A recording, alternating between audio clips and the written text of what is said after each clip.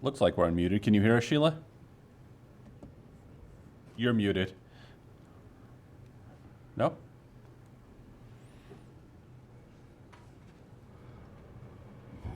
Is sign language tonight? I don't think our speakers are coming through. Oh, there you go. Maybe her speaker or her mic on her laptop is muted. Something's not right.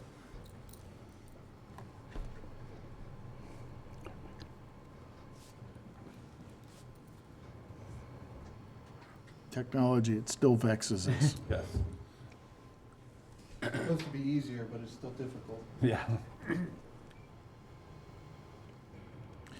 And we are dealing with Microsoft products, so some days they choose to work, some days they choose not to work.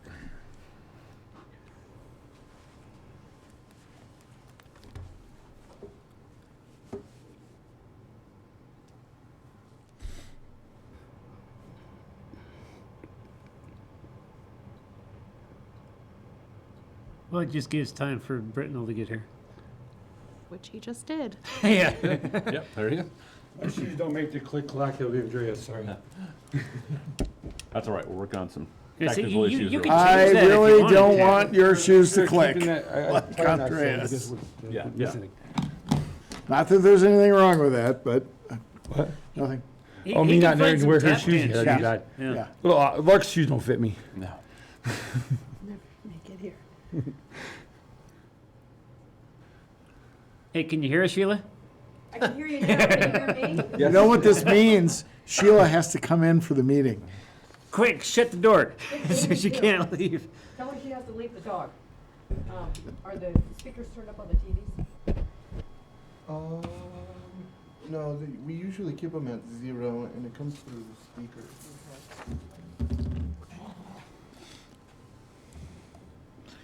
Usually this little box is giving us an issue. I don't know what that is, but it's here. Just start pushing buttons.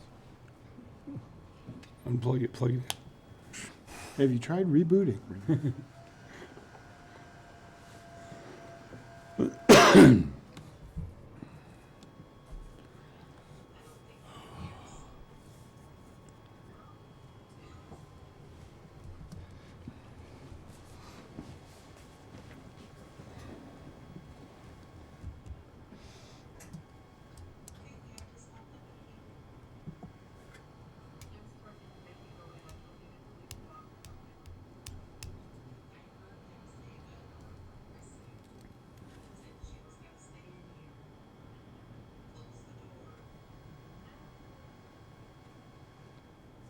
Yeah, we can hear you, Amy.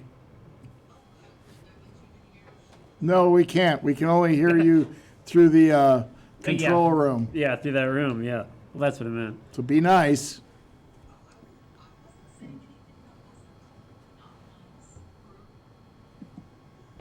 Just giving you the heads up in case. Always treat a mic as though it's hot. Well, nowadays with cell phones, you shouldn't ever say anything you don't want repeated.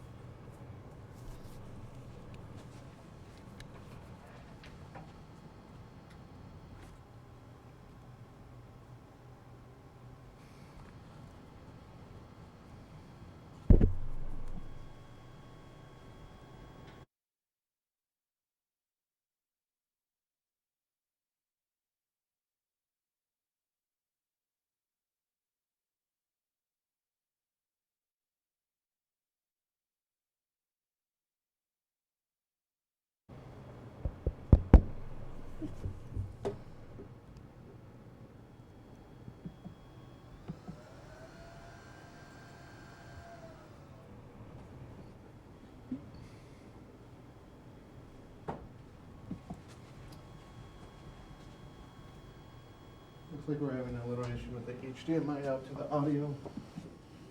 Try kicking it. Technical kick.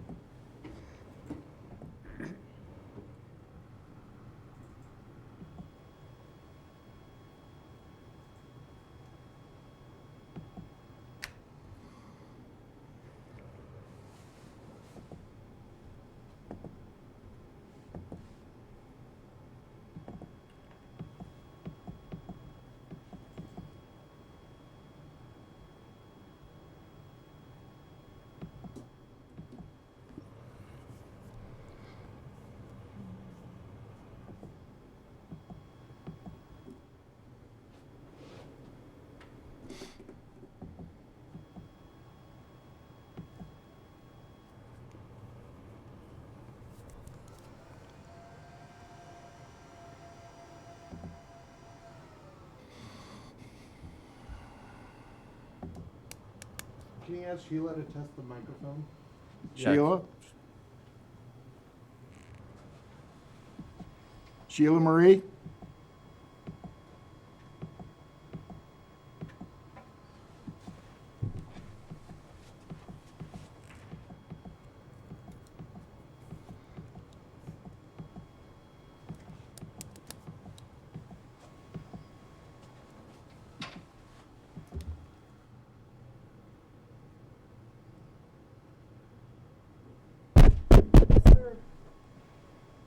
We wanted you to test your microphone. Oh, you didn't hear me? I was talking to you. No, we did not hear you. And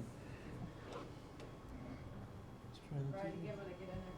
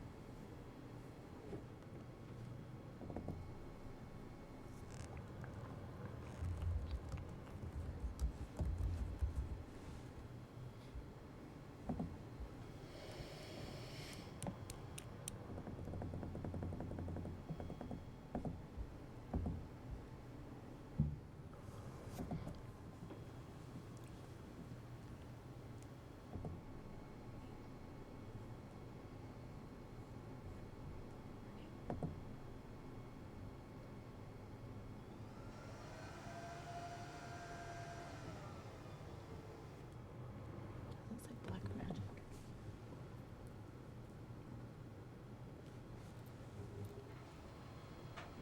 You want to try it again, Sheila? Not in here. yeah, not here.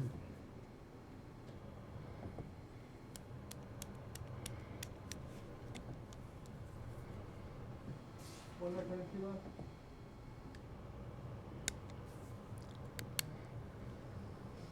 It's worse.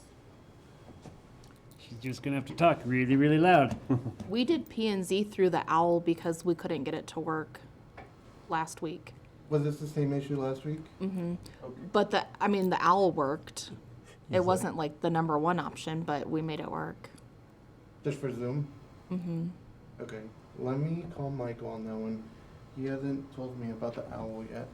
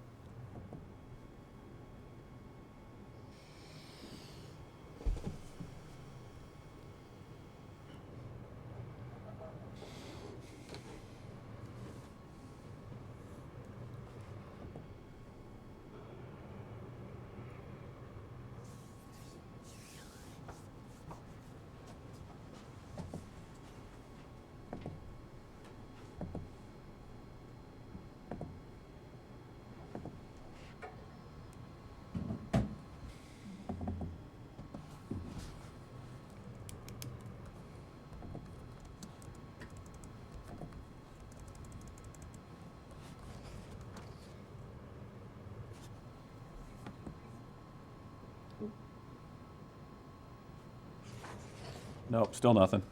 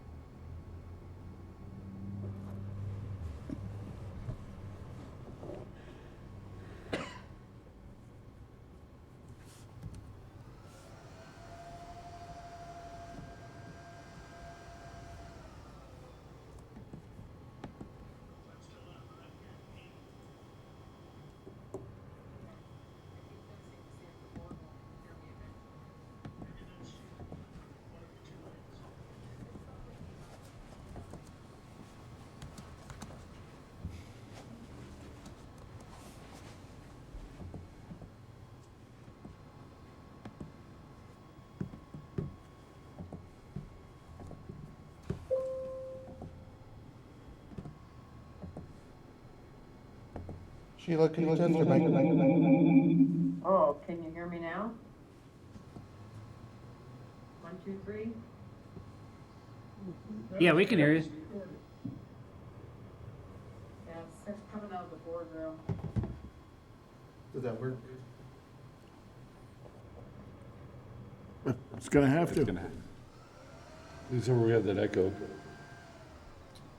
I You turn the mic off on the computer? Turn the Turn- volume all the way down on that laptop, yeah. That's how we're hearing them. Oh. Yeah, I think we need the mic You off. have to mute the mic on that Apologize. one. Let me mute the one over there for you guys. Sorry. Can you hear I me? had that backwards. Yeah, we're still working a few bugs out here.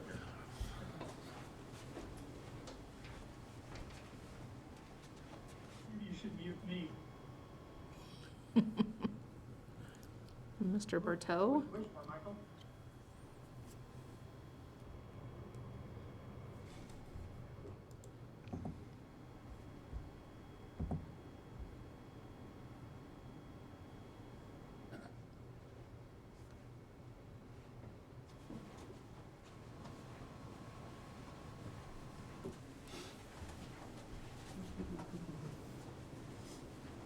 Gotta love technology, huh? When it works.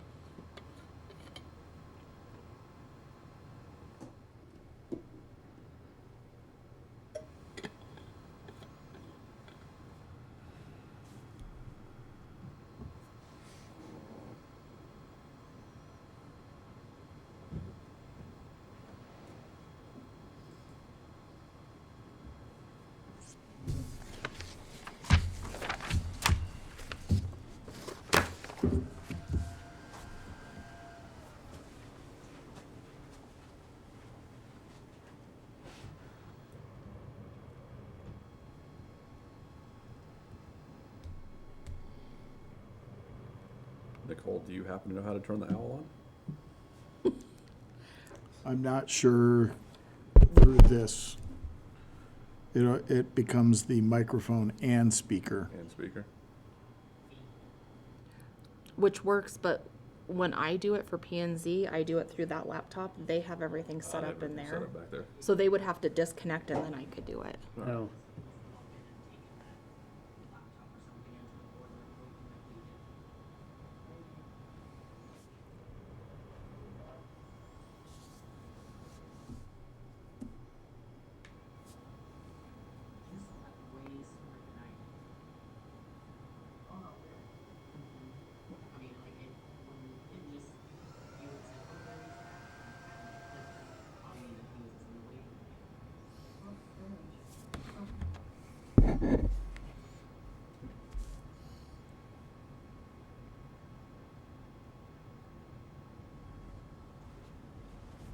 They won't be able to hear them.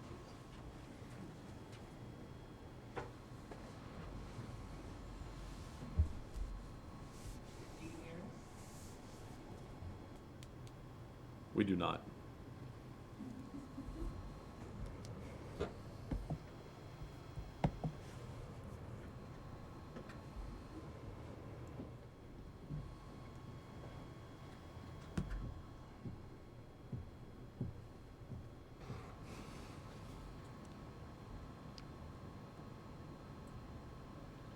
Well, perhaps what we should do is just get going with the meeting and put Sheila on chat.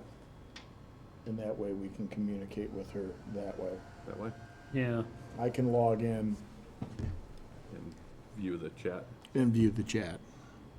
I could pop up the chat on there as well, on the screen. Okay.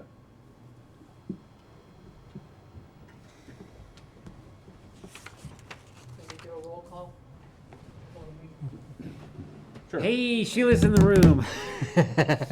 All is well. Nothing.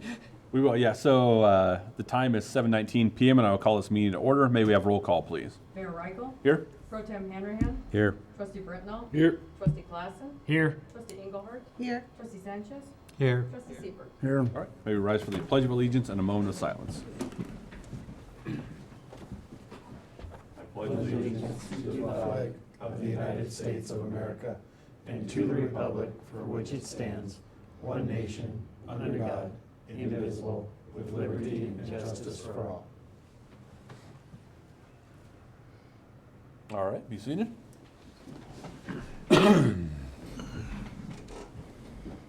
The first item on tonight's agenda is public comments. Persons desiring to make a public comment on non-agenda items, please activate the raised hand function in the meeting program. Or Sheila, any phone calls or emails in regards to non-agenda items? She's shaking her head no. Okay. Do we have any raised hands? No raised hands either. Okay. We'll bring it back into the chambers where we have nobody signed in tonight. So, next item on the agenda is the consent agenda. It contains the minutes of the March 23rd, 2026 Board of Trustees meeting, a proclamation designating April 17th, 2026 as Arbor Day in the town of Silt, and the approval of the 2026 website redesign professional service agreement between the town of Silt and Planetaria Media. Anybody have any, anyone like to I separate have a couple of those? questions on number 3. Okay. But the only thing I know about web redesign is it was built by plywood and lumber, and I don't know nothing about it. So I'm gonna ask, I don't know if you know, or who, is this a good price? Did you get other bids? I don't know anything about web design, so I'm playing stupid. We received 54 proposals. Of those 54 proposals, the pricing ranged from the low of about $20,000 to the high of $322,000. So this was kind of middle of the road. We did not utilize the pricing as a significant factor until we had gotten down to the final 6. And then when we further went down to the final 3, that's when we really kind of focused in on where the pricing was. So so what was their time frame? I kind of read through here, but I wasn't sure how that all worked. We had put in a time frame to do the project in approximately 6 months. The realistic is going to be an 8 to 9 month process. And that's going to be first generation. There will be continued upgrades to the website after the initial build. We're going to build out the website to really do what we absolutely need, but there will be other items that will come as we go further in. Okay. That answered. But I think the general goal is that by December, that we'll have a new website. The general goal. Okay, like I said, I know nothing about websites, so I bring it up. I didn't know anything about it, so that answers my question. Yeah. It'll launch this year. I'm confident. There'll be a list of things that aren't what we call MVP or minimum viable product that won't be there in December, but we'll have a roadmap of those things prioritized so that post-launch we can add more features and functionality in the coming weeks, months, possibly years. And I would just add, because we talked about it, I did reach out to a couple of the municipal clients that Planetaria had, and both were remarkably good reviews in terms of the work product. In one of the conversations, they'd be a little cautious about the training. You know, make sure you get that laid out properly. But that didn't come from the other. The second review that I got didn't have any of those concerns, and in fact has gone back to Planetaria to do additional work. So the review side, I would say, or the review of references was very positive. And to answer the question on price, this is a cost-effective price for what we're asking them to do Okay. at this scale. And how much time after, did they give you any afterwards, help if you have problems? I would say warranty, but you know what I mean, if you have problems a year or 6 months down the road, is that part of their contract? The way we wrote the RFP is that we have to have a bug-free website. That's the deliverable product. And so there will be, our ability to reach out to Planetaria afterwards. Planetaria is also going to be doing some of the hosting and some of the ongoing maintenance for us throughout that period as well, and that's a yearly contract. We have a maintenance and services agreement with them. That'll be Okay. part of that. That's- And they'll be working on future feature development. Yeah. So we'll still have a relationship with them after Okay. the launch. That was my question, okay. Okay, that answers my questions. I had one question along with that too. Under their ownership of instruments and service, it says that the final work becomes the property of the town. What about pictures they take throughout the process, images, videos, logos that they, That's all considered the client, the town's property. but this says not until the final product is prepared. Right, we assume ownership of it at launch. So if halfway through they've shot videos, images, and the contract falls apart, one party decides to cancel, that would then become their property and we wouldn't receive that? That would be my understanding. That's contract law. That would be a better question for Attorney Sawyer. Okay. I mean, we can delve into that, but I would assume that, they're not going to keep our logo. They're not going to keep our pictures that we're going, but those items are going to get probably inserted way towards the end Okay. of the process.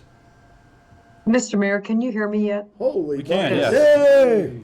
Hey, Sheila's in the room. I take it that's a yes. I'll whisper. Thank you. Oh. There it's back. okay. Okay. Okay. And It does that. All right.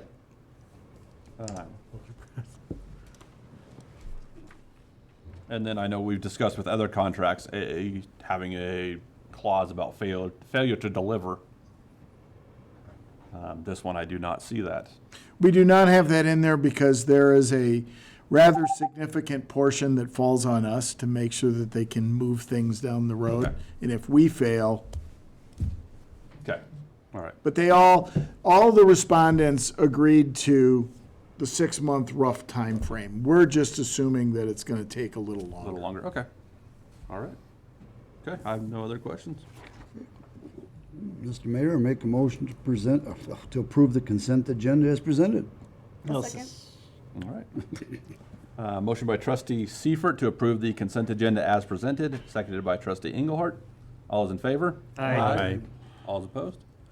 Motion carries unanimously. Next up, any conflicts of interest for board members with agenda items tonight? No, sir. None me?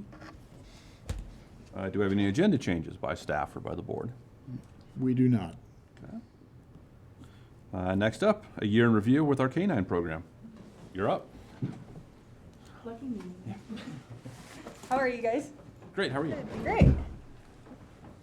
We brought some props, so I'll bring Hera in a minute, or maybe a little bit more in a minute. For the record, we have with us this evening Officer Haley Herbert, Oh, yeah, who yeah. is our canine officer, Sorry, I'm and obviously Chief Gress. I don't know how these formal things go. Well, you know, I hide on We're- night shift for a reason. we got your back. Thanks, much appreciated.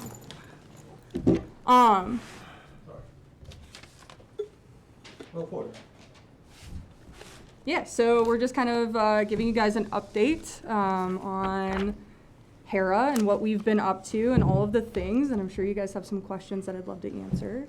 I think Sheila included the deployment and the training stats for you guys in a packet. So those include the year 2025 and then up to now in 2026, or I guess last Wednesday when I gave her the stats. So we're at 55 deployments. That includes everything that she does, so dope sniffs, and then tracking, and then any kind of apprehension. And then as we're going, so I included my training stuff too, so you guys know that I'm not being lazy. She does get trained every single week, 4 hours minimum. Per our policy, she has to have 16 hours a month.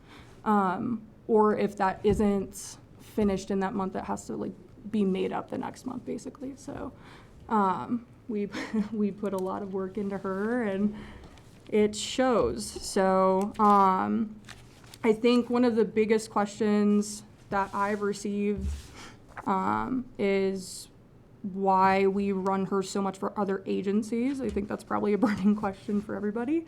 And I put everything together. It's actually, so for Silt, we did, I believe, 13, and that's just for the PD.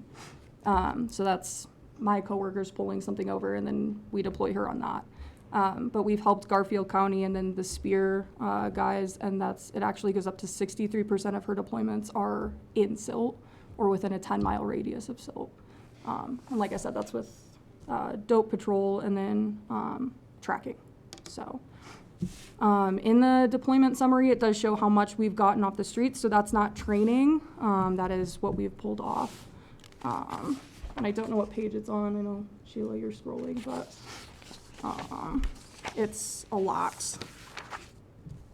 It's, so meth, we pulled 77.2 grams, or 0.24 grams off the street.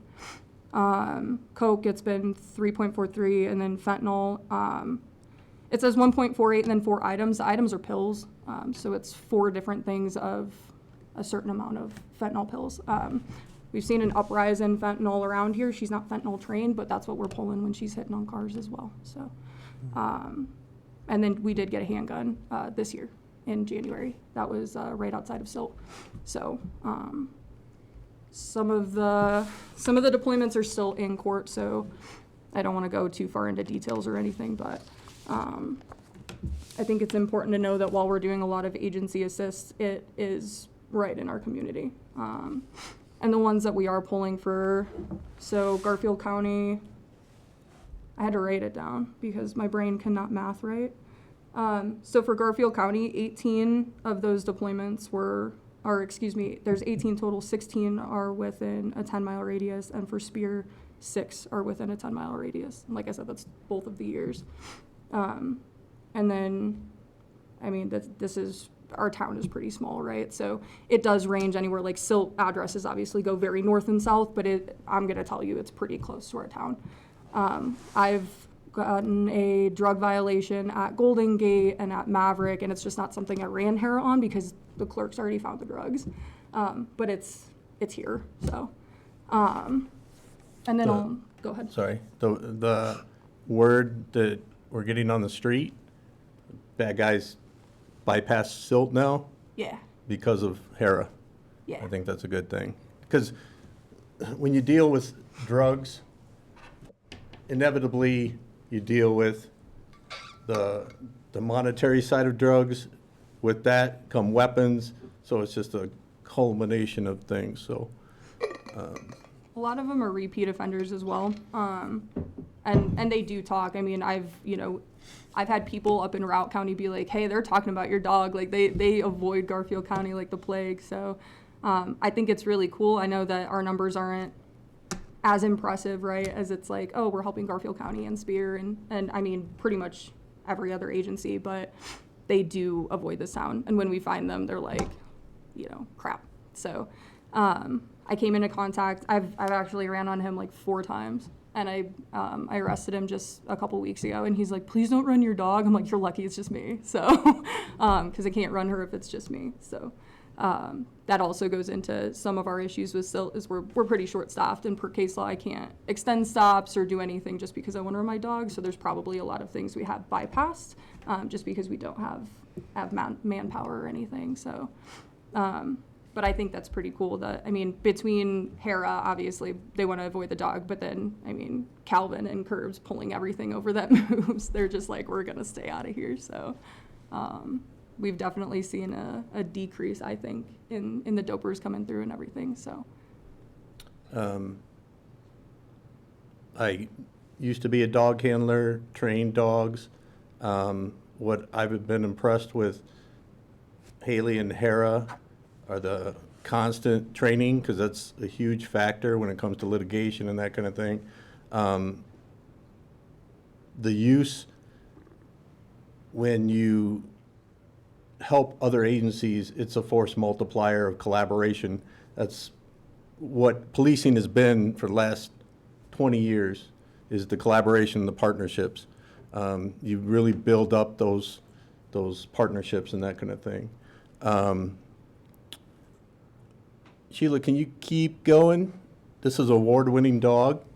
I'll let you talk. What she goes to Utah and competes, and she so we certify, so every year we have to do a certification, and that's basic skills to make sure that the dog can do her job, basically.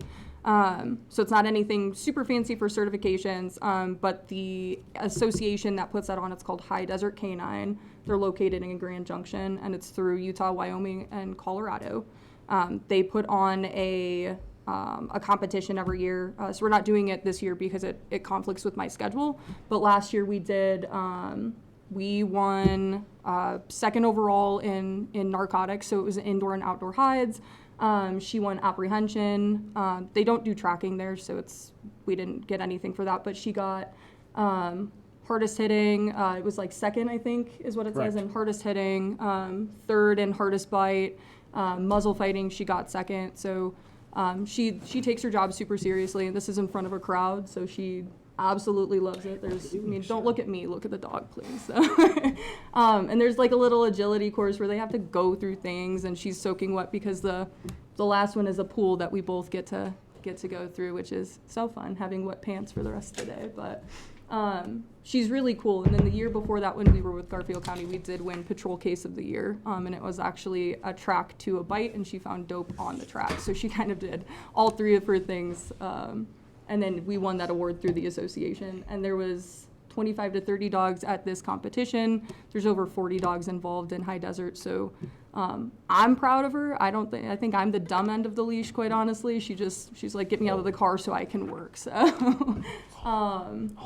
but I mean, you guys will see in the pamphlets, the majority of the stuff that we do is the narcotics, and that to me is the most important because there's a lot of case law behind it. I mean, if I'm getting her out to bite somebody, you've had to have done something pretty egregious, right? Like, there's got to be felonies. You fought somebody. It's pretty obvious, like, where you're like, oh yeah, somebody needs to do something. With narcotics, we have to be really careful about the realm that we work in and make sure we're not violating rights, prolonging stops, and how we're treating the people and how we're searching the cars. So I'm super passionate about it. I could talk about this all day. Yeah, me too. Yeah. She's trained in passive alert dog. So we're going to do a demo. Sheila, can you go back to the cross section at the first slide? Haley's going to go get Hera. We'll do a demonstration. She's trained in what odors and narcotics? So 3, it's methamphetamine, cocaine, and then heroin. While we find a lot of fentanyl, there is still a medicinal purpose to it. So recently, me and then all of the canines in Garfield County, we trained together just to make sure we're all on the same page. So me and a couple others went to the DA's office. We're like, hey, we're seeing an increase in fentanyl. Like, would you guys prosecute this? So we're still waiting to hear back. I'm just hesitant to do it because I don't want to have a marijuana situation where it's got a legal purpose and now I can't run the dog. So she's just trained on the 3 that I assume will be illegal for a long time. Who knows? But yeah, and then the passive alert that he's talking about, I mean, she'll come in, she'll do her thing, she'll be on a leash. But some dogs are trained in aggressive alerts, which is like barking and scratching.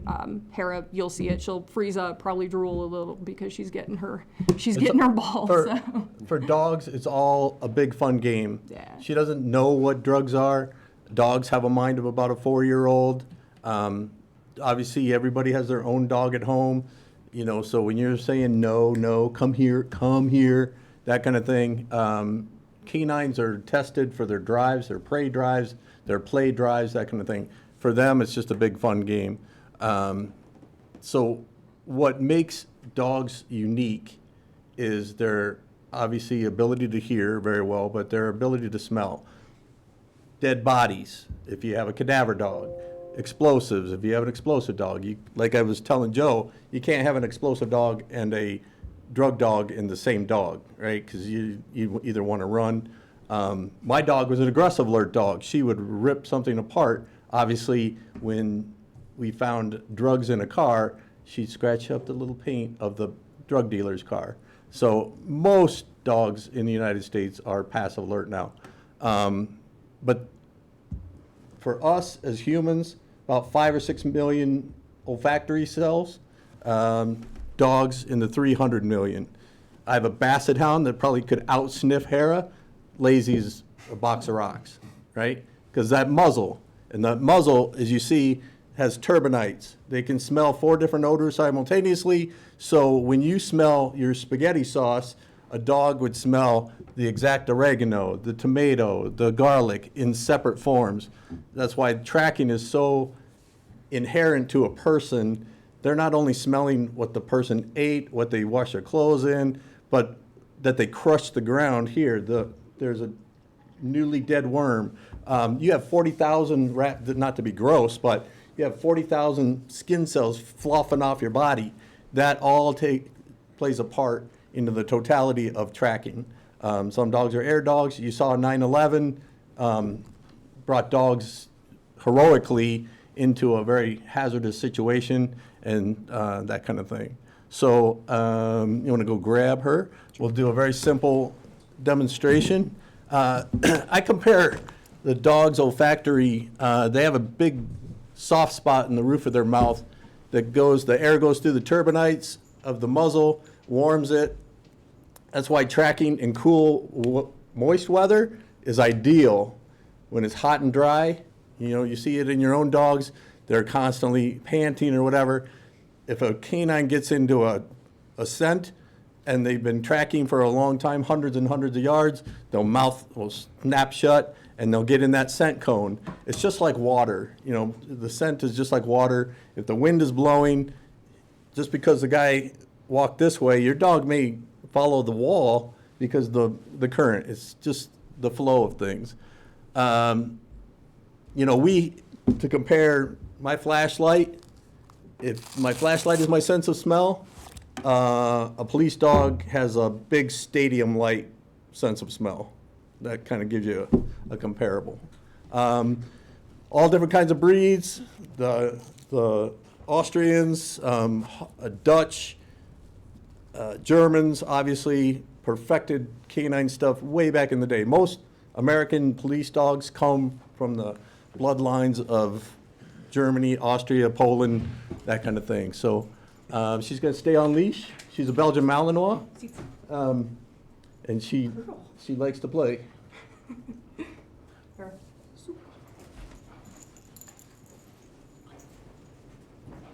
Better not hit on yourself. And she better not, because those are my shoes. That's my underwear. No wonder she was checking them out.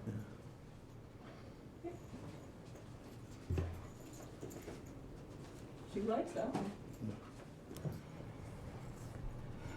Here, check it. No.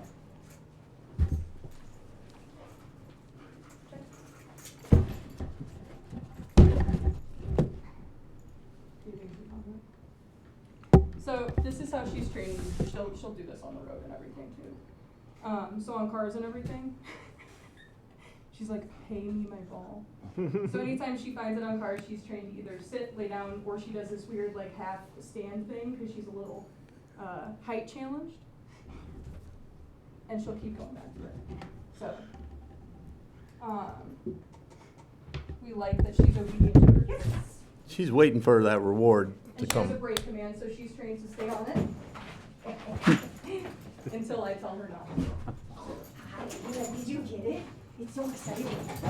Very excited to play. And this is like her favorite thing. This and tracking, she's like, I get a ball again. Don't get me wrong, she loves the apprehension side of it too. What's nice about Belgian Malinois is you can see how lightweight she is. What she weigh? 45 pounds. Yeah, my German Shepherd was 72 pounds and was a pure athlete. But if you have to throw a dog up, she could climb a ladder, no problem. But to throw her up in an attic after somebody, so much better to have a Belgian Malinois versus a big German Shepherd or a Rottweiler. Spear have the German short-haired pointer. County, they have two of them. Yeah. Hi. Very trip. Every dog, schnauzers are huge popular in Europe, but ours is Hera. So, questions? Question, so I know, I think Newcastle and Rifle have, agencies around us have dogs. How does she compare to those? Is she above them, below, I mean? Well, she's what, 4? She'll be 4 in May. So she's in her prime.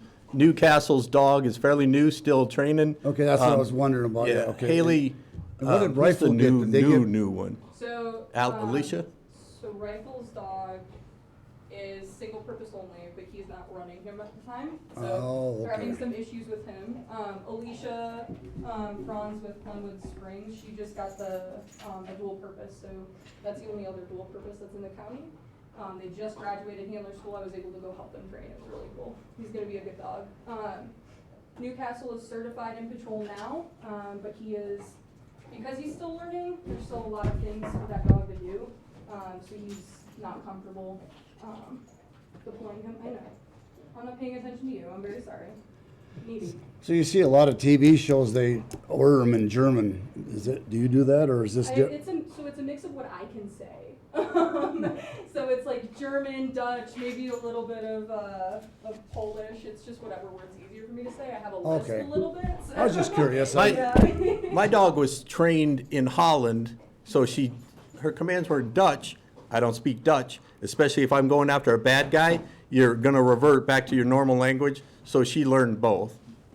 Okay, you see it on there, and Yep. I didn't know. Yeah. You said there's a reason, a Yeah, lot of reasons some for people it. say it's a reason so Jim doesn't go give Hera a command of sit or don't bite me or sit, Or whatever. attack that person. But yeah. And she's really good. She don't listen to anybody else. I mean, it was a struggle when I first got her. She was like, I kind of like you, but I don't know if I'm gonna listen. And now we're good. We're friends now. So. Come on, Jim, give us a demonstration, see if you can get to the front door before her. I'm not putting the bite suit on. They tried. Come on, you don't They need tried. that. Let's- Oh, you're gonna want the bite suit. No bite So we did a demo for probation. My dad works there, and one of the ladies, like this small lady, she was like, "I'm getting bit." It was me and then another dog, or I didn't bite him, I swear. It was Hera and another dog, and she took it like a champ. So I'm just saying, I'll let you sign a waiver. I like dogs. I don't need them attacking me. Well, good. Okay. Yeah, she's a good little baby. So, and she is the oldest out of all the canines in Garfield County, so she is the most experienced. Yes, thank you. Don't press my body cam right now. She'll probably go to 7 or 8, and then we'll start to test her as long as physically she can. Because, you see the cop shows where they're jumping out of the car from the windows. That puts a lot of pressure on. Or mine used to scale a 8-foot tall chain link fence, and I'd wince every time she'd hit the ground because they're expensive. We get it. But they're pure athletes, so we'll start to test her, and that cute little face will start to turn gray. But as long as she can do the job. She's gonna live forever. Yeah. Yeah, I cried for a week when I had to put So mine once down. they're trained in like what she does, down the road, can you train them in additional things like for people hidden in their trunk or money or stuff like that, or is that a single purpose dog? Well, you have to think of the laws too, so. Well, that's what I'm asking, yeah. So as far as currency goes, like your U.S. currency, if it's dope money, there's gonna be 0% on it. Oh, that's just, So, yeah, so she'll hit on it, so if we brought Okay, money in, that's what I like, was thinking of, is that, she'll yeah. hit it. Same with like firearms and stuff, so it doesn't mean she's trained the actual Okay. thing, but she hits on the odor. As far as like finding a person in a trunk or a building, she does do that, but she is trained to bite at the end. So we do train, they're called civil hides, so it'd be a person in no bite suit or anything, hiding in a closet or something like that. So she's trained to alert to the door. We have our video?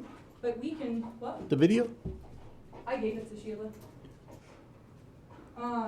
Hang on and I'll pull it up. Thank you. And Sorry. Haley, if you can get closer to a microphone so we can hear you better, Okay, please. sorry.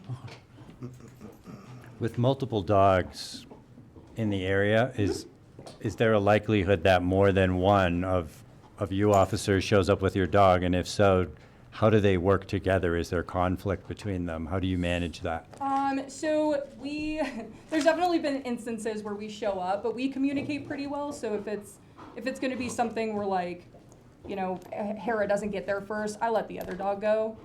But because she is also trained the most and has been for the longest, there's certain situations where it's easier to throw a senior dog into that scenario. So we're a really good group when we train. We definitely like help each other out.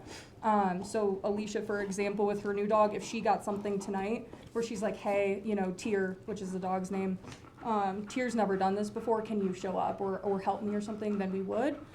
She is super dog social. I call her social, not friendly, because she's, you know, got a screw loose a little bit sometimes.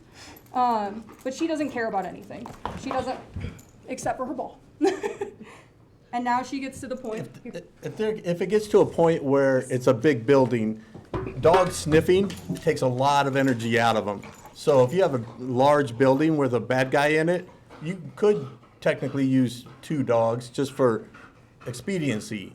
But just like a man with 1 watch knows the time better than a man with 2, to have 2 dogs search the same thing is not preferable, because if one hits and one doesn't, then it causes all kinds of, especially if it's explosive. And it'll or something happen like with that. newer dogs and stuff too, where, you know, for her, she's like, I've seen meth 1,000 times. Like, I found it, give me my ball, right? She doesn't care. She's having a great time right now. But yeah, as far as like social ability and everything, we've ran cars with aggressive dogs in it where they're trying to come through the windshield. She don't care. And we've ran cars with people yelling. She don't care. She'll flip that switch, whether it's I'm doing dope and now mom wants me to bite that person. So I love her temperament. Don't spit that. Is she a one-person dog, or so if you're out of commission, it's just, is that how they work? They're one-person If dogs? she went on vacation, like out of the country or whatever, another handler or a kennel would take her, that kind of thing. Yeah, so somebody can feed her, but as far as like handling, like if I gave one of you the leash, it'd be very irresponsible on my end, so. And it wouldn't be deployed Correct. if you weren't there Correct. with it. It makes it problematic, especially say something happens to Haley. I'm not gonna give Hera to another officer to train. It doesn't go well because the bond is so tight. We're gonna show you a quick video of her tracking to her ball. This is a human-laid track. Sorry for the body cam. Yeah, the noise is gonna be windy, it's gonna be shaky because she's pulling May me not even- forward, so. Maybe muted. It's not happy, is it?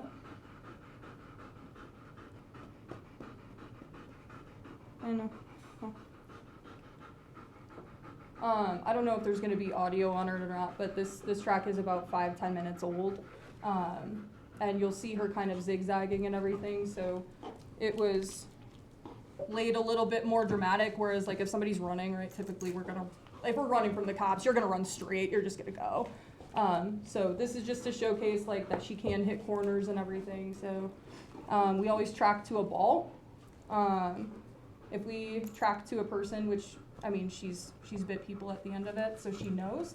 But if we do that, then she gets a little too wired, so we like to keep it more fun. And this is glitchy. Sorry, the video's kind of jumping. It's these wonderful body cams.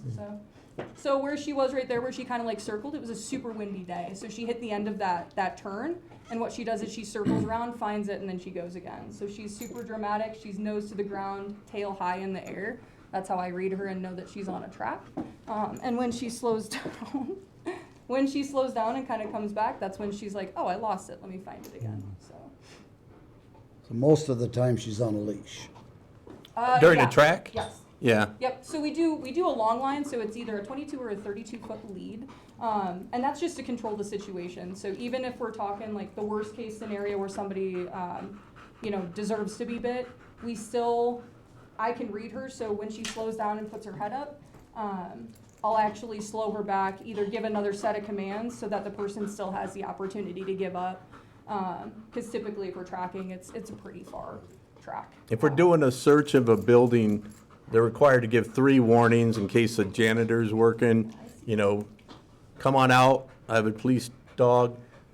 The last one is anybody inside, you may get bit or you're under arrest, that kind of thing, just to let any bystander know they need to show themselves. And so here you'll see her turn around, because it was so windy, she bypassed her reward, finds her toy, and then she's like, she thinks she's the best thing, so she's having a great time. She is really good at tracking, she loves it, and I think it gets, a little bit more energy out than a dope sniff. But she's had a lot of successful tracks. One of the patrol ones, DeBeck actually started a pursuit. It was a domestic violence suspect, stole a vehicle, ended up crashing out at the 87, so West Rifle, and then hid in the shrubs and everything. So we brought the dog out, and he gave up, so which, fair, I would too. So not all of her arrests or patrol deployments end in bites. We haven't had one since I've been here. But it is a really good de-escalating tool, so. That's the best chart I've ever seen. Arrests without bites, and it's Yeah. the whole thing. Yeah. And it's red. I was like, Yeah. I'm gonna steal that and use it for something else. That's guaranteed. I mean, and some of those arrests are dope related. If it gets to that felony level, it counts too. But I mean, she is really good. Like I said, great temperament, but also she's ready to go. So, and that's what's wanted in a dog like this. So, Questions? You mentioned that there could be more potential stops, but kind of the coverage, or I guess officers on duty, there's somewhat of a difficulty. Yes, sir. Is there a time of day in which you're noticing more arrest or potentials for arrest? Or are you looking at ways to maybe adjust the scheduling in which you can have two officers, not knowing the specifics of how and what? It sounds like might be an opportunity. I just say that because I think it's great to hear that Silt is being known as a place those people are wanting to try and avoid. And so anyway, we can just kind of continue to lead that image, I think is great. And so where, if there's a little more juice to squeeze, sounds like a great thing to, try and find how can we get that remainder. Most of it's because she needs a cover officer because she's Okay. watching the dog. Gotcha. So if it's a nighttime thing, it kind of just depends. We're constantly evaluating scheduling and stuff like that. there's I don't really have a life outside of this dog. Like, she is my doesn't. child. So anytime there's call outs or anything when I'm off duty, I'll take him as well. Yeah. But I just switched my schedule. I'm a 12 to 12 now. So it's a swing shift. So I'm on during the day and a little bit during the night. And I'll stay out. I mean, I will do anything to run this dog. So, and the county knows it. so that's why they tend to call me and everything. So, as far as the hours, I've been on night shift for almost a year now, so that's the majority of what we ran, and it's just because those are doper hours, right? Like, Right. Nothing good happens after 10 p.m. Foos. So that's kind of, at least that's what my mom used to say, right? So curfew's at 10 because nothing else nothing good happens after. So I have two questions. Oh, wait, no, sorry. go, you're good. I'm just rambling. No, I didn't want to interrupt. So, and you said, how many of these are within a 10-mile radius of Silt? Because, we're still in Garfield County. I appreciate Correct. what you're saying. Silt isn't even that large of an area. Like, We're a mile each direction, basically. If we catch you in this town, you're trying pretty hard to get caught, but are really you small helping? geographic area. So, but I was just curious because you had said, you know, I don't know if you said all of them or most of them were within a 10-mile radius. Most of them. So, and again, this is for 2025 and 26. So Garfield County, I had helped them, or we assisted them 18 times. 16 of those 18 are within a 10-mile radius. Okay. And then Spear, because while they're within the same agency, they're considered a different agency. Spear, we've helped them 9 total times. 6 of those, it says within 10 miles, but I will tell you those are only Silt. And that is the majority of these, and I could have gone into it, but I have a lizard brain, so sometimes I have a hard time focusing with numbers. But the majority of these, where I'm saying within 10 miles, they're in our town. Yeah. So I know we got coke off of Main Street with Spear. We've gotten meth out of Maverick, right? Like, so, and it's either vehicles that they're already watching and follow into our town, or it is because of staffing, and we just can't count on getting probable cause for a good stop in the town because it's so small. So there are some times where I even call county guys. I'm like, hey, this car just left. Can you go get it? Sure. So Well, it's definitely. It doesn't need to be within a 10-mile radius for it to make, for me to be happy. I just was curious and I think wanted to sort of emphasize. I was surprised by this though, because I guess I didn't really dive into it until I had to, right? And I'm like, oh, like, how many times do we go out of Silt to, go to Rifle, Walmart, or in Newcastle or something, right? So we're all really local, and I think it's important to know that a lot of the stuff is happening pretty centrally. And there's definitely, I've ran for Glenwood and Carbondale, DeBeck, and then in Parachute, but the majority of stuff is around here, and it's not just because I'm in Silt, it's because that's where it's at. Yeah. The incident in Eagle County, she got called out along with Ahert, the Garfield's SWAT team got all deployed over that way too, so it was. The officer shooting. Yeah. So with the murder suspect and everything, we did get called out for that. They don't have any dual purpose dogs in Eagle County. And I'm lucky that I've trained with one of them, and they were like, oh, Haley and Hera are on, call them. And I'm like, yeah, terrifying, but you think about that later, so. Well, I love the reciprocity, and we're all connected, so I think that's great. But, and it's more local even than maybe this might show. Yeah. And then the other thing I was curious, because like the fentanyl thing is really scary, and it's exploded, right? It's, like I have a lot of that, and like I've learned a lot about it, and so he can detect it, but he's not trained in it. Is that like he can smell it? So she is trained in just sorry. she acts like a boy. It's fine. I It's called something your we have in child the wrong common. gender. I apologize. My child is trained in meth, heroin, and coke. Okay. But around here, they are cutting it with different narcotics. So Right. you might have fentanyl, but it's more than likely not pure, or they're doing a different form of drug that she's trained on. I see. So you're gonna shock yourself if you keep pressing What's that. making me nervous is, and you should tell your kids, relatives, whoever, Yeah. when they're cutting fentanyl, there's morphine, there's They're making heroin, it look. and then there's fentanyl is like a grain of sand will drop a human.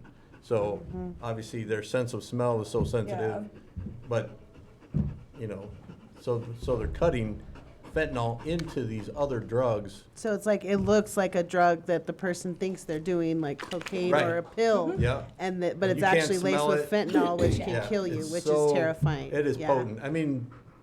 You ever had colonoscopy is probably propofol, I think. It might be fentanyl.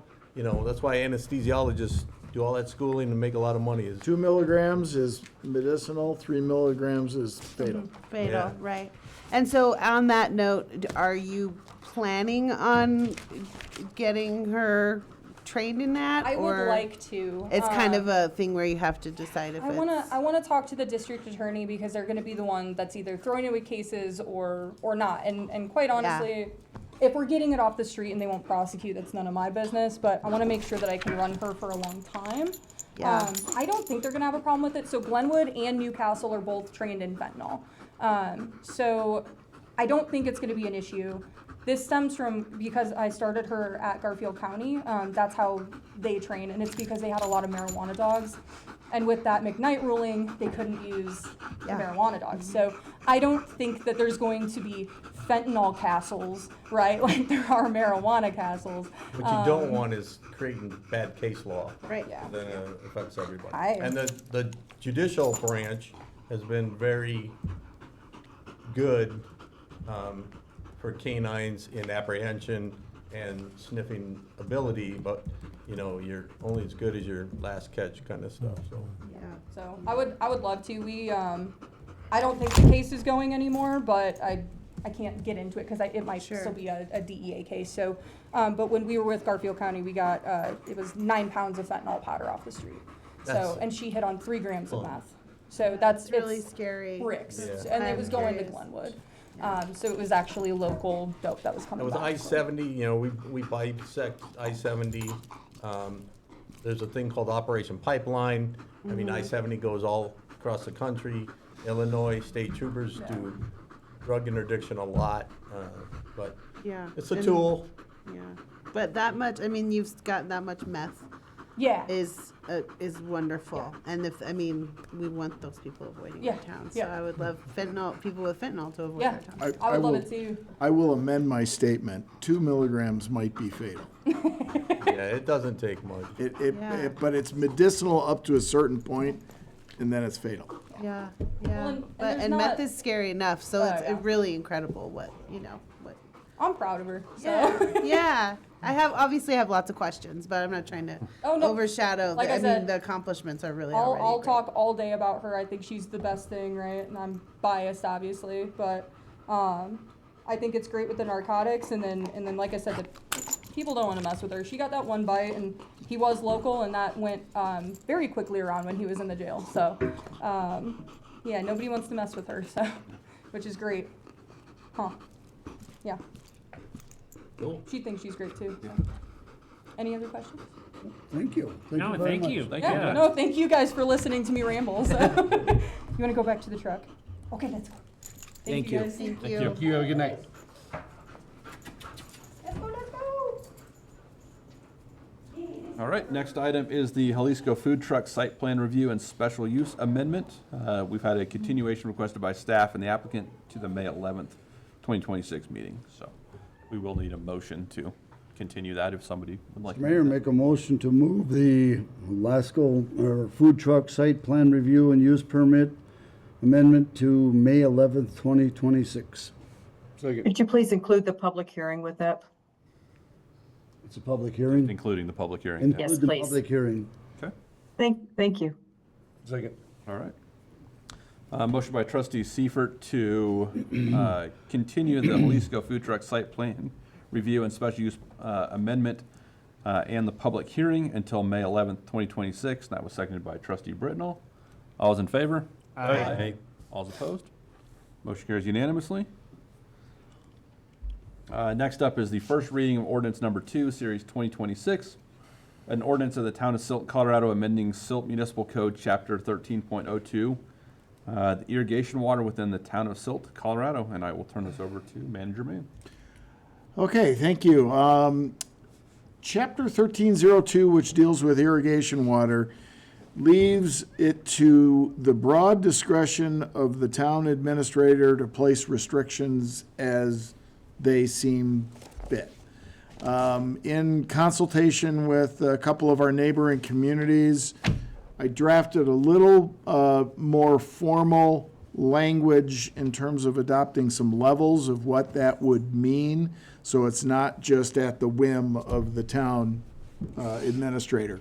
So we broke it out. Now, obviously, there's no restrictions or a level 0, which I don't think we need to enumerate. Level 1 would be voluntary, where we'd start talking to people saying, hey, we need to conserve water.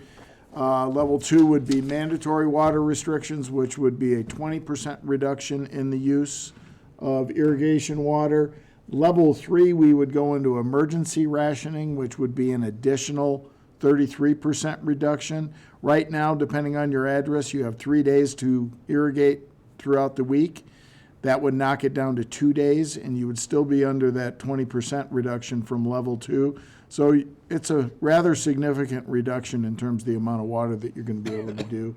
And then level 4 would be a critical shortage where we're just saying, don't water anything unless it's a tree, shrub, or a vegetable garden.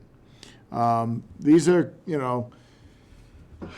we're kind of looking at an extraordinary year. And there's been some comments about going out of the gate with a level 2 water restriction, which I think we should do. I think one of our primary concerns should be that it's not green lawns that we need to worry about. We need to worry about making sure that agriculture still has enough irrigation water to be able to do what they do. That's a huge part of our economy, and so I think we need to do our part. I know that there has been ongoing discussions with ditch companies and where reservoirs are, and there's concern that this will be the first year that there's a call on the Colorado, which is going to be rather extraordinary. So I think we need to start out rather quickly with some restrictions. Hopefully we don't ever end up having to move into the level 3. And Attorney Sawyer can opine to this, and Director Lundin can. We have very good ditch rights through our irrigation water supply that wouldn't necessarily cause us a shortage. But I think, I think everyone's aware that this was a bad year and that we're going to have to be cautious as we go forward. There were a few other nits in the overall ordinance that were corrected as well, but the main part was adding these levels of restriction. We originally had it written as stage 1, 2, 3, and 4. We changed it to level. We didn't want to confuse it with fire bans or fire that the fire district is going to put out there, or Garfield County is going to put out there. So we changed it to levels so that we wouldn't be confusing folks along the way. There are some exceptions that we'll have out there for people trying to establish lawns. If you're going to put, we're going to be sodding Community Park in May. That's going to require almost daily watering until that turf is established. So we have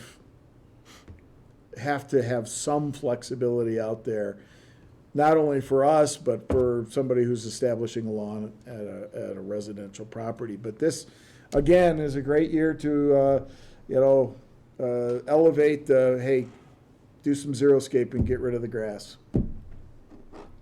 So, over the weekend, the state began explaining to the water community just how bad this water year is. It's been an ongoing process, but some very surprising information came out. Specifically, Root Eye Reservoir is only expected to fill to about 1/3 of its capacity. The town has contracts for 300 acre-feet in Root Eye Reservoir, which is used for augmentation of town depletions. We are still waiting for the Bureau to tell us how this very significant shortage in reservoir storage is going to be allocated. We're expecting we'll get some pro rata amount of our contract storage. The other big shoe to drop is that in Green Mountain Reservoir, which is on the Blue River, in that reservoir there is a 66,000 acre-foot pool that is dedicated to what's called the historic user pool. That's a pool of water that provides essentially free augmentation water for water rights in the Colorado River Basin that diverted for domestic or irrigation purposes up through 1977. It is what allows a number of water rights that are otherwise junior to the Shoshone Call in the canyon, or what we call the Cameo Call. That's the big irrigation project just outside of Grand Junction. It allows those water rights to divert as if the call wasn't on. It's possible that the historic user pool will have between 0 and 4,000 acre feet out of 66,000 acre feet that it's supposed to have this year. A water engineer explained it to me that our last critical drought year, which was 2002, some of you may have been here that year. That was the year of the big fire in Glenwood Springs. That as bad as that year was, we probably are going to have half to 2/3 of the water that was available in 2002. So what does this mean for Silt? Well, luckily, despite the fact that the town's domestic water rights are benefited by the historic user pool, in 2007, the town acquired some very significant historic consumptive use credits in the Lotion Cran ditch. Some people know it as the Last Chance ditch on the other side of the river. That ditch has an 1889 priority date, making it one of the most senior water rights on the Colorado River. And we will have adequate consumptive use credits together with even a prorated amount of Root Eye Reservoir water to get through the season. The bulk of the raw water irrigation that happens here in town is done off of the Lower Cactus Valley Ditch, again, another very senior water right. We are not expecting that water right will be curtailed.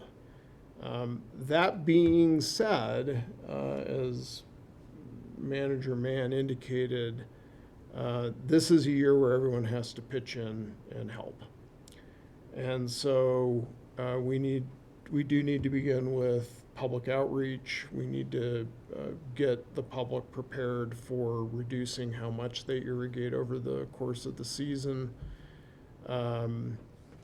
Potentially going to some form of mandatory watering restrictions later in the season. And I don't think it will be because again, our water rights are getting called out. It will be because we're going to look around at others in our community and realize just how much need there is for water in so many other places.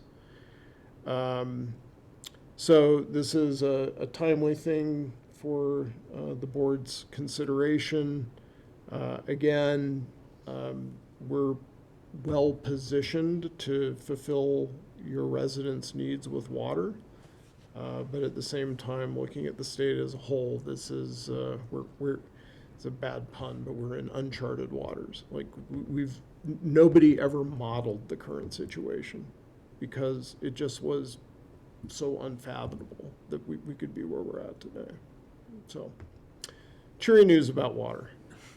Are we still incentivizing like people removing the grass and not xeriscaping, but reducing? We have that program. We have that but program we still. have very few takers. Okay. And is irrigation starting May 1st or May 15th? I think I saw it. May 1st. Okay. Water should be into town in the ditch by this evening. Oh, okay. But that doesn't mean the system will be turned on and people can draw from it as of yet. I think it's great to hear that in terms of water rights, we have senior water rights that are adequate, but I think there's, right, what the law says and then the kind of the public perception of it. I think if we as a town are going to be asking residents, I think we should all pitch in to do our part, even though we've got some, right? It seems wasteful to say we're not going to do this because we know, right, our rights allow us to. I mean, that just feels like a position Silt shouldn't be in. It feels like, yes, the more voluntary we can request of people is great, but then if we need to start to ratchet up those restrictions, as I'm sure we all expect the summer is going to be in the limited water, it feels like great that something like this is being brought before us, so we can start to have that information campaign with the public to let them know if they can proactively do it, great. I see that there's some suggestion of best ways to water, ways to mitigate, a lot of things that, you know, if we all pitch in, do our part, can help a little. So I'm overall supportive of kind of this approach.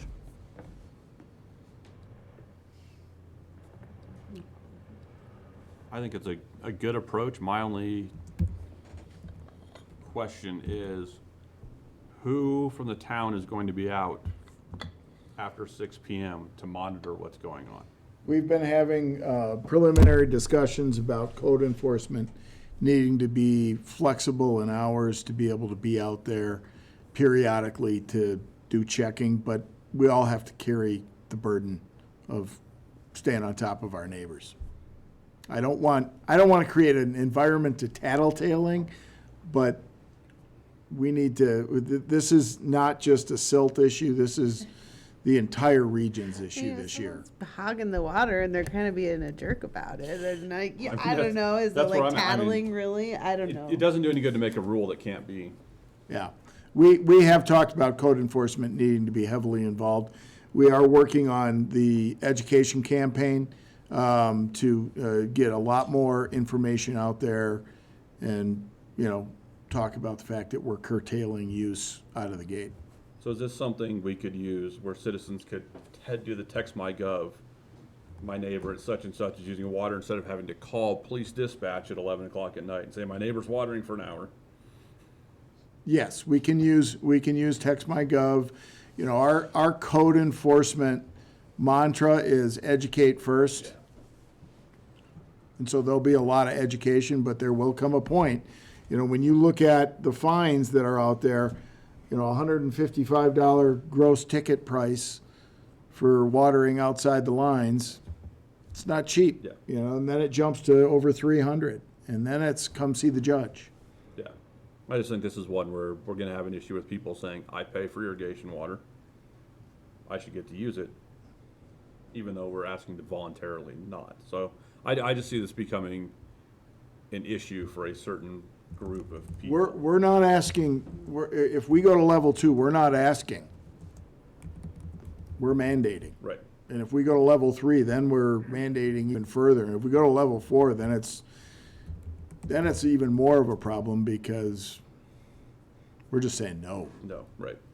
And then my second thing is, I've had a couple people tell me that they've came in to try and do the switch to zero-scaping and that the process is extremely difficult.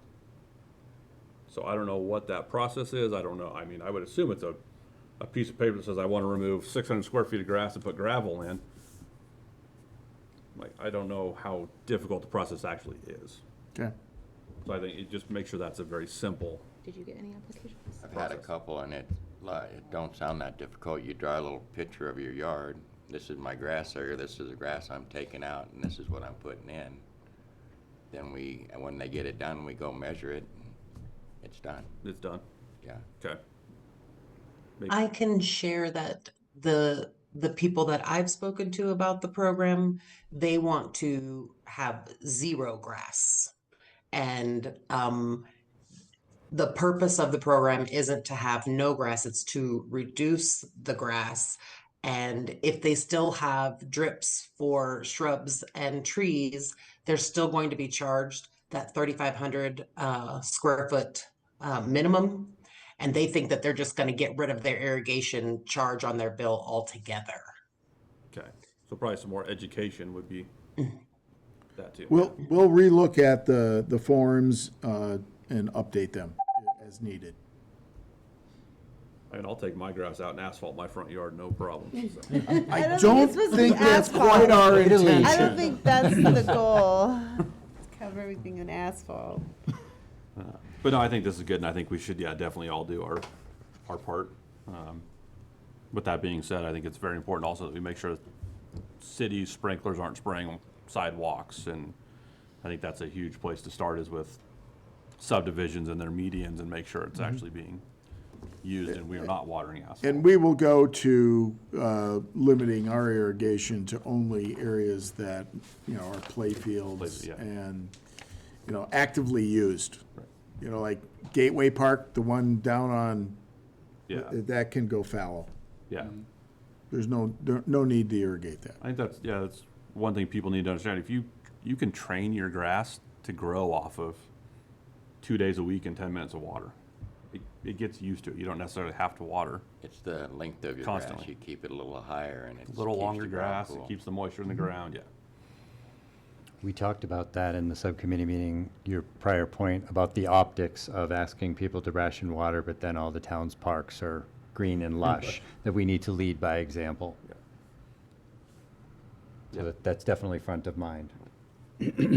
Now, does this count with the people that live in Iron Horse that are off domestic water for irrigation as well? Or is this just the raw water system? The folks that are up in Iron Horse Mesa, they pay dearly for their irrigation because they're using potable water. Oh, okay. So it would be, is it Eagles View? Well, we have one system. Stony Ridge. Stony Ridge that gets its water off of FICO Farmers They Irrigation. get it out of the pump canal. Yeah. And so they probably are not, they would be covered by whatever rules and regulations of the Silt We're gonna district. have, they're gonna be included in, next week, we vote on our contingency irrigation plan for the ranchers, farmers, everybody that's on the pump canals, the east-west laterals, all of that. And that's gonna be included too with what they can use. They're gonna get cut back. It's, a lot of ranchers aren't gonna be happy, but it is what it is. But that's gonna be part of our thing next, they're gonna be included in that drought plan, anything on the pump canal and all of that, so they'll be included in that. They'll get notified. Yeah.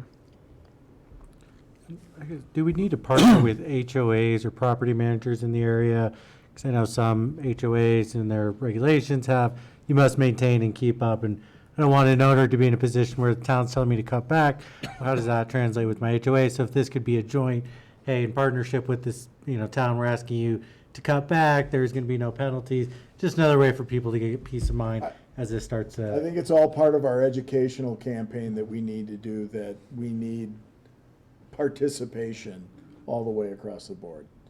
We can't tell people they can't water and then an HOA turns around and writes them a $50 fine because their front lawn isn't green enough. Well, in that case, it should be everybody's yard isn't green, so they hopefully are finding the whole, Yeah.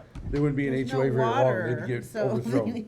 I can speak for the HOA that we're on, Justin and I. The second reading would be the 27th. The 28th, the message is going out to the property manager to update the software on the watering system throughout the community. And it's not going to be a request. It's going to be, this is what you need to do. Go do it and let me know when it's done. I think, again, it gets back to leading by example. Yeah. But yes, we as the town also have to be diligent that we're not excessively watering as well. Okay. Any other comments before we open up the public hearing? Nope, I'm good. Seeing none. The time is 8:25 PM. I'll open up the public hearing in regards to ordinance number 2, series 2026. Persons desiring to make a public comment on this agenda item, please activate the raise hand function in the meeting program. Or Sheila, any phone calls or emails in regards to this agenda item? No, sir, I did not hear from anyone. Okay, I do not show any raised hands, Mr. Mayor. thank you. And we have nobody here in the chambers with us, so. The time is 8:26 PM and I will close the public hearing, open up to further discussion by the board or a motion. Mr. Mayor, I'd like to make a motion to approve the first reading of ordinance 2, series 2026. I'll second. Motion by trustee Clausen to approve the first reading of ordinance number 2, series 2026. Seconded by Mayor Pro Tem Hanrahan. All's in favor? Aye. All's opposed? Motion carries unanimously. Next up is the River Center request for 2026 funding. Turn it over to Manager Meany. During the budget process, we always have groups that we have historically given some donation towards or funding to come in and they give a spiel. When Gina Long, Executive Director of the River Center, came before us last year, she requested an increase in funding, and we as in me, did not follow the direction of the board to include that as an additional discussion item when we got to that part of the budget. And so we failed to do that. River Center had reached out to say, hey, can we, what did you do for funding? mea culpa on me, I didn't bring it back to you. So I'm bringing it back to you now. The request was for $14,400 to meet our community needs, of which it's a growing trend. My recommendation is that you go ahead and increase the funding to the 14.4, which would be funded equally from the general wastewater and water funds to the tune of $4,800. A lot of this is one-time, hey, just somebody needs a leg up. It's not recurring, and it would keep people current on their utility bills, and that's why I included the water and the wastewater as part of that. And so that's my recommendation. I apologize for it slipping through the cracks and not coming back before the board during the budgetary process. I mean, I don't have a problem with it, but what was the prior year's contribution? I believe our prior year, it was only about $2,000. Okay. So this would be a rather significant increase.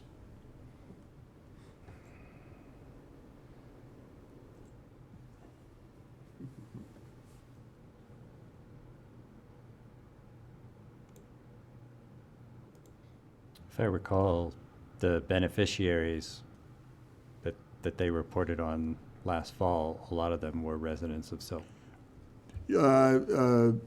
Executive Director Long was able, based upon prior year's questions about beneficiaries, they actually had actual data for the town of Silt. Specifically, it wasn't just the zip code. And they doled out far more than what we contributed. Or I shouldn't say doled out, they assisted far more than what the town had previously contributed. So in a lot of ways, we're reimbursing them for that outlay that they have and will continue to provide to our own residents. Yes.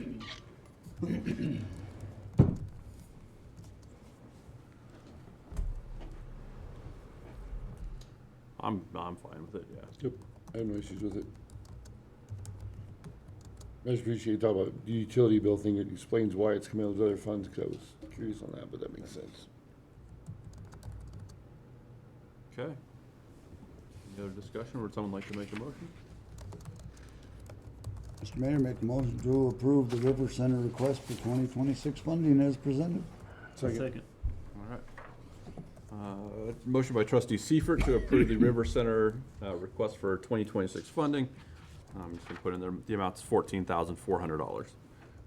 So that was seconded by trustee Britnall. All's in favor? Aye. All's opposed? Motion carries unanimously.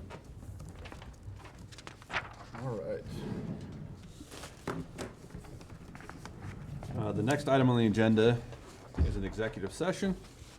So I'm going to go ahead and I'm going to make a motion for us to enter the executive session for the purpose of determining positions relative to matters that may be subject to negotiations, developing strategy for negotiations, and instructing negotiators under CRS section 24-6 4024E in regards to 230 North 7th Street, and for a conference with the town attorney for the purpose of receiving legal advice on a specific legal question under CRS section 24-6 4024B. Mr. Mayor, I believe there's a updated motion in front of that was on your computer tonight to read. Oh, yep.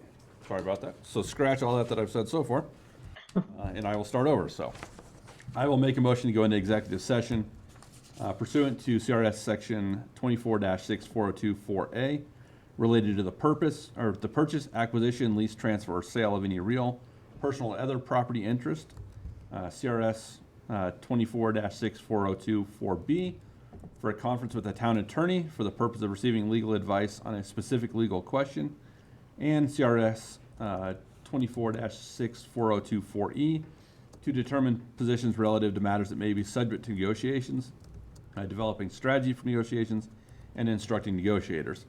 Topics for the executive session are acquisition and environmental remediation of a property owned by Mark Anderson located at 230 7th Street in the town of Silt, acquisition of an access and utility easement on property owned by Red Horse LLC located at 1421 River Frontage Road in the town of Silt, and Camp Colorado LLC located at 629 River Frontage Road in the town of Silt.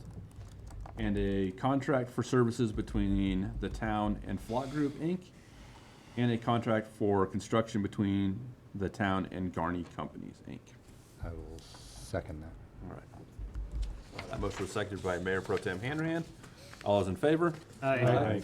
All those opposed? Motion carries unanimously. So we will take a short recess and get that executive session set up.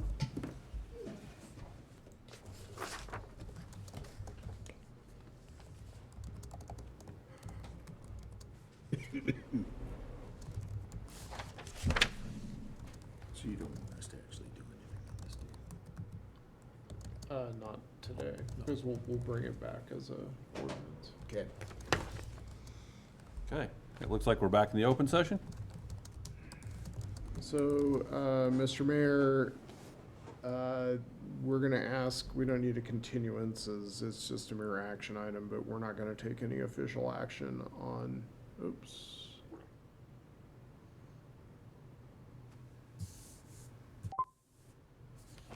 Sheila, are we in the open meeting? We are. Okay. So, Mr. Mayor, the next item on the agenda relates to property at, what's the address, Jim? 230 North 7th Street. 230 North 7th Street. We're not prepared to present an action item at this time, and so it doesn't need to be continued, but we'll put it on a future agenda. Okay. All right, I do have one more thing to read about the. Oh, One- thank you. yep. Yes. Yes. So the time is 9:48 PM and the executive session has concluded. No formal action was taken in the executive session. The participants in the executive session were no one entered the executive session and no one left the executive session. For the record, if any person who participated in the executive session believes that any substantial discussion of any matters not included in the motion to go into executive session occurred during the executive session, or that any improper action occurred during the executive session in violation of the open meetings law, I'd ask that you state your concerns for the record. None. So seeing none, the next agenda item would then be manager and staff comments. Just a couple of emphasis on what I wrote. Just a reminder that Mayor Pro Tem Hanrahan and myself will be headed to Washington on Monday to lobby for our 2026 Build Grant application. We have a variety of meetings with Congressman Hurd, White House staff, EPA,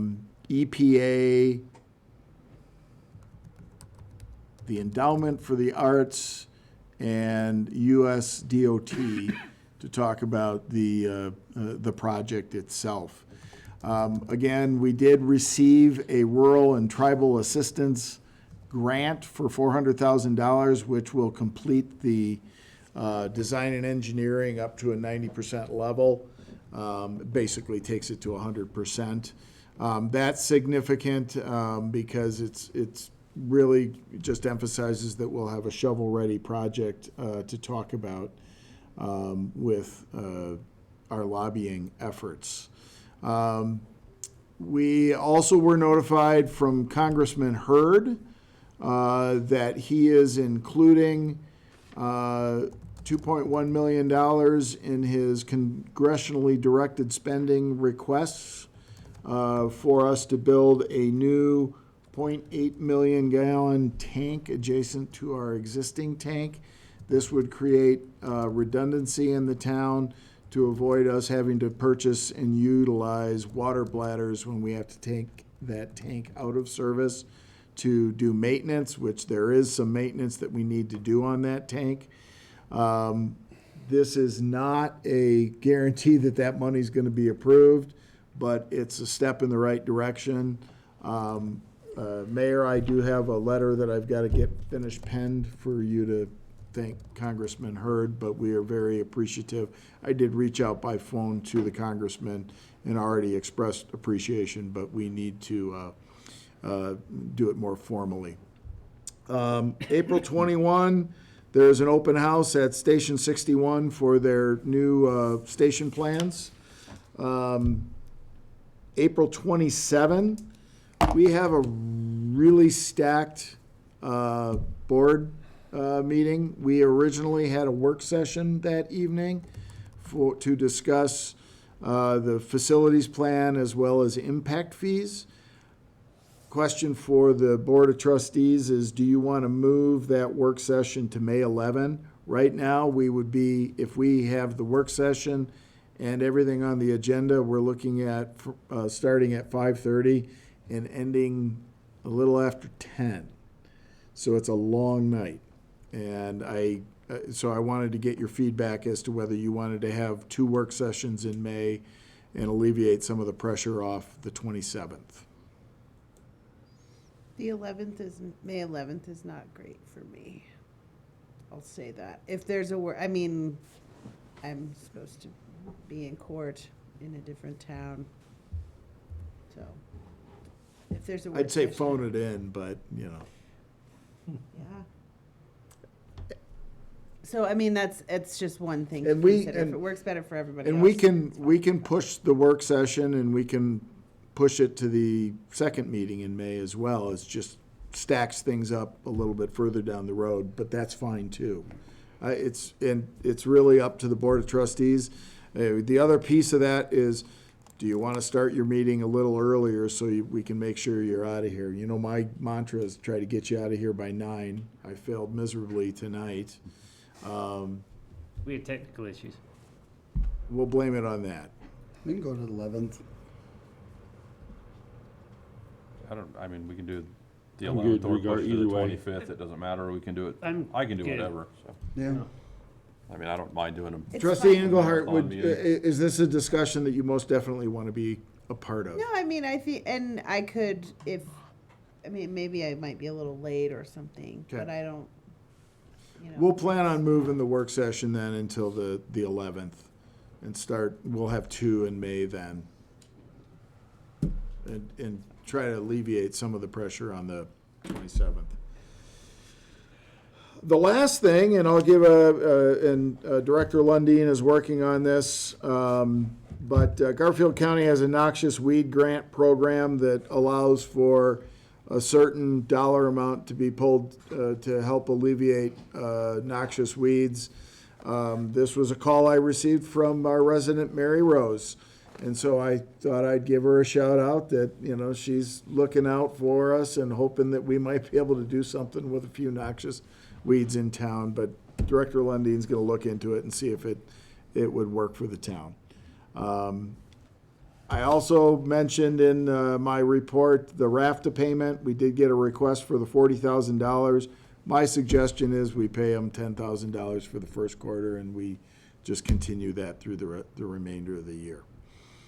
But Works for I me. can't say that because the direction from the Board of Trustees, when that was included in the budget, it needed to come back to you guys. So you can either kind of give me a nod to do that, or we can put it on a future item, agenda for discussion. To 10,000. There's a lot of other moving parts going on with them right now, so. Yeah. Okay, I'd like to do Yep. that in Line up for stages. 10,000. To make Duly sure the noted. stages keep moving. Okay. I have nothing. You got nothing? Nothing? I'll highlight a couple of events that we have going on right now and thank everybody that came to the Easter egg hunt. We had a really great turnout. We have an Arbor Day tree planting this Thursday at Community Park. If anybody would like to come join us, that would be great. And we are in the middle of silt cleanup, spring cleanup as well. So that is happening at the town shop. Okay. And that is all I have. All right. What's the time? And we have birthday cake for Justin tonight, Yay. unless you've already eaten it. We have not, but we will. All right. What's the timing of the tree planting? It's gonna happen at 10 a.m. Okay. Thank you, everybody. So board comments? No Sanchez. comment. Sorry, I'm putting the tree planting on my calendar in case I can come. There will be donuts. Oh. I wanted to say that the Rambo Film Festival last Friday was really, really, really cool. My husband and I were both really fired up to go mountain biking after that, and it very impressive, you know, videos and everything. And then Rambo also gave an update, and just huge props to Lindsay Williams, who is on our P&Z. She's the outgoing president of Rambo. She got a really big round of applause, and you could just see this really great community that they've built there. And I thought it was just a really awesome event, and thanks to the Youth Theater for helping put that on, and thanks for Silt for helping. I think we provided some raffle items because we are in the rifle area. They also pointed out that according to them, Newcastle's trail system is even more legit, or, you know, their certifications and all kinds of stuff. So we're very fortunate to be sandwiched in between two communities with very good mountain biking facilities. So, great job. Real quick, Joe, I had a resident who lives at First and Home. They mentioned that I guess there's like a stop sign. He just was talking about his parking out in front of his house. He just moved there. There's a stop sign, but there's no like curb restrictions on parking or anything on there. So it's like where you're basically, he's like, if I'm parked there, you don't see the stop sign unless you know it's there. And there's also a fire hydrant in that same area. So maybe we just double check that. Okay. Yeah. And then just thanks Public Works guys for some additional improvements on the shelter, some stuff up the horseshoe pits. We had a tournament this weekend again. We had 24 people play. Had someone from Loveland, Colorado come down, a guy from Hot Sulphur Springs, another person from the Front Range, and then a guy from Carbondale, and people from Newcastle Sill area. So it was another big turnout for horseshoes, so it was great. Awesome. Nice. Trustee Clausen. I have nothing tonight. All right. It's Trustee Seifert. I just want to thank the town for getting us a table at the chamber Saturday night. It was fun. Trustee Englehart, Mayor, and I were there, and it was a good time. It was fun. So enjoyed doing that, representing the town. It was a so packed crowd. Yeah, and everyone dressed really, really nicely. Yep. Jerry and his wife were really dressed to the nines. We Very dressed for the fancy looking. 20s. Somebody didn't. I dressed for the 2020s. Get off my back. 2020, not the 1920s. It's really nice, though. No, that's all I had. Mayor Pro Tem? Nothing from me. Nothing? I only got two things. Booster Club has our signs up at all the fields. So those look really nice. So that was good to see. And then I just want to thank the water treatment plant staff, wastewater treatment plant. You know, Justin and I went in with them to look at their SCADA program, and man, those guys are excited. They are. About what capabilities they have and what that plant does. So that was good to see their excitement and all that. And the water tasted great. So other than that, next item is adjournment. Mr. Mayor, make a motion to adjourn. Motion by Trustee Seifert to adjourn the meeting, seconded by Trustee Britnall, or no, Trustee Clausen. All those in favor? Over here. Aye. All opposed? Motion carries unanimously. The Full Employment Act for you.